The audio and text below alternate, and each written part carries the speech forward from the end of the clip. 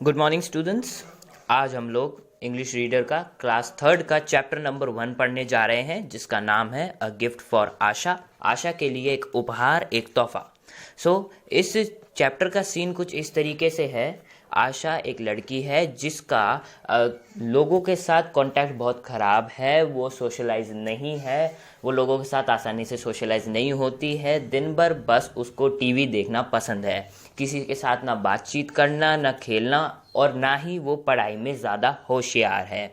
जिस वजह से क्या होता है, उसका एक दोस्त उसकी मदद करता है पढ़ाई में अच्छा स्कोर करने के लिए और अपना एक गिफ्ट देने का वादा पूरा करता है। आइए देखते हैं किस तरह का सीन है। तो सबसे पहले हमारे सामने ये चैप्टर में शुरुआत होती है। Asha was a good natured girl. Asha बहुत ही अच्छे स्वभाव की लड़की थी, but she had one bad habit. उसकी एक बहुत बुरी आदत थी।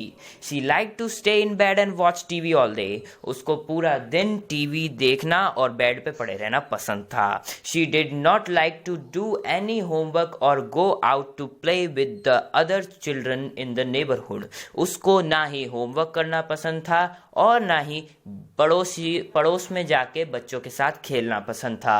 हर teacher told her parents that she did not play in school to.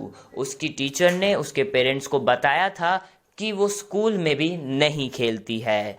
Asha's parents were a little worried about her. Asha के जो पेरेंट्स थे उन्हें ये बात सताने लगी। They invited many children to come and play with Asha. उन्होंने बहुत सारे बच्चों को निमंत्रण दिया, आमंत्रित किया कि वो आके आशा के साथ खेलें।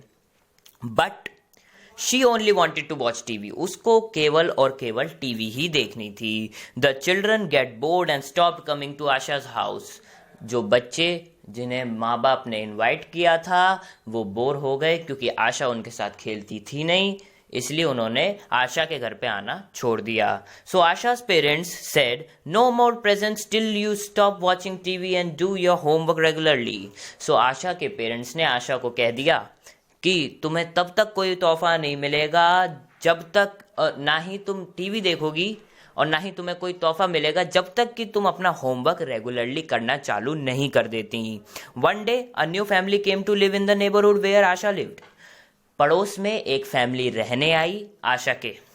द यंग बॉय विजय, एक जवान लड़का विजय, brought with him something no one else in the neighborhood had seen before, a pair of roller skates. वो लड़का विजय अपने साथ एक ऐसी चीज लाया जिसे अड़ोस पड़ोस में दूर दूर तक किसी ने देखा तक नहीं था। वो था रोलर स्केट्स का एक पेयर। Asha saw Vijay going rapidly up and down lane on his skates. Asha ने विजय को तेज रफ्तार के साथ ऊपर नीचे आगे पीछे जाते देखा उन स्केट्स के साथ। शी कुड हेडलिस्ट, वो उसके मन में उत्तेजना जाग उठी। And watch TV any more. उसने टीवी देखना और बेड पे पड़े रहना छोड़ दिया। सिर्फ और सिर्फ उसे विजय को स्केटिंग करते हुए देखना था। Every day she patiently waited for him to come out into the lane to skate. वो रोजाना इंतजार करती थी बेसब्री से कि कब वो आएगा और स्केट करेगा। Asha went out and stood at the garden gate to watch him. Asha रोजाना गार्डन के गेट पे जाती थी सिर्फ और सिर्फ विजय को स्केट करते हुए देखने के लिए। One day Vijay allowed her to try skates. एक दिन विजय ने उसको कहा कि तुम भी स्केट्स ट्राई करके देखो। Asha happily put them on and tried to skate. Asha ने बड़ी खुशी के साथ, बड़े उत्साह के साथ उन स्केट्स को ट्राई किया। She fell down many times. वो कई दफा नीचे गिरी। But she did not mind that. उसने उस चीज पे ध्यान नहीं दिया। नेक्स्ट पेज पे आ चुके हैं हम। She kept trying and soon Asha was confidently zipping out about on the skates. थोड़ी कोशिशों के बाद थोड़े बार गिर के उसने स्केट करना आखिरकार सीख लिया। बट सैडली, पर दुख की बात तो ये थी, she did not have a pair of her. उसके पास खुद का रोलर स्केट्स का पेयर नहीं था। Asha, I have a plan, said Vijay. Vijay ने आशा से कहा कि मेरे पास एक प्लान है। I will help you with your homework. मैं तुम्हारे होमवर्क में हेल्प करूंगा। So you can do well in the school. तो तुम स्कूल में अच्छा परफॉर्म कर सकती हो, जिससे तुम्हारे माता पिता खुश हो जाएंगे। Then you can ask your parents to buy a new pair of skates. तब तुम अपने माता पिता से पूछ सकती हो कि तुम एक रोलर स्केट्स का पेड़ ले सकती हो या नहीं। But my parents said there won't be any gift till I learn to work hard. Asha answered. Asha ने फिर विजय को जवाब दिया कि मेरे पेरेंट्स ने मुझे मना किया है कि वो मुझे तब तक कोई चीज़ नहीं दिलाएंगे जब तक मैं मेहनत करना नहीं सीख जाती। Oh that's not difficult, just don't be lazy. I have another pair of skates in Mumbai. Promise, watch less TV and do your homework regularly and I'll bring them for you. विजय ने आशा से कहा, ओहो ये कोई मुश्किल बात नहीं है, बस तुम्हें आलस छोड़ना होगा। मेरे पास एक और रोलर स्केट्स का पेयर है जो मैं तुम्हें दे दूंगा, जो कि कहाँ है, मुंबई है। पर तुम्हें मुझे पहले प्रॉमिस करना होगा कि तुम अब टीवी देखना कम करोगी और अपना होमवर्क समय से करोगी, तभी मैं वो तुम्हें ला के दूंगा।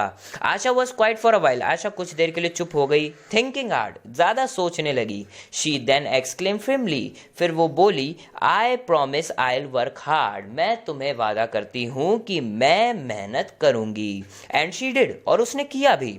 Asha's parents and her teacher were amazed. Asha के माता पिता और उसके टीचर चौंक गए कि आशा ने अचानक इतनी मेहनत कैसे कर ली। How hard working she had become. इतनी मेहनती वो बन कैसे गई। वन मॉर्निंग, एक सुबह, Asha received a box address to her. Asha ने एक बॉक्स रिसीव किया जिस पर उसका नाम लिखा हुआ था। She excitedly open the box. उसने बड़ी उत्तेजना के साथ उस बॉक्स को खोला। It was a new pair of skates with a note attached. वो था स्केट्स का नया पेयर जिसके साथ एक नोट लिखा हुआ था। उस नोट में क्या था, देखिए, Asha you kept your promise and I kept my promise. वो भेजा गया था विजय द्वारा और विजय ने लिखा था कि आशा तुमने अपना प्रॉमिस रखा और मैंने अपना प्रॉमिस रखा।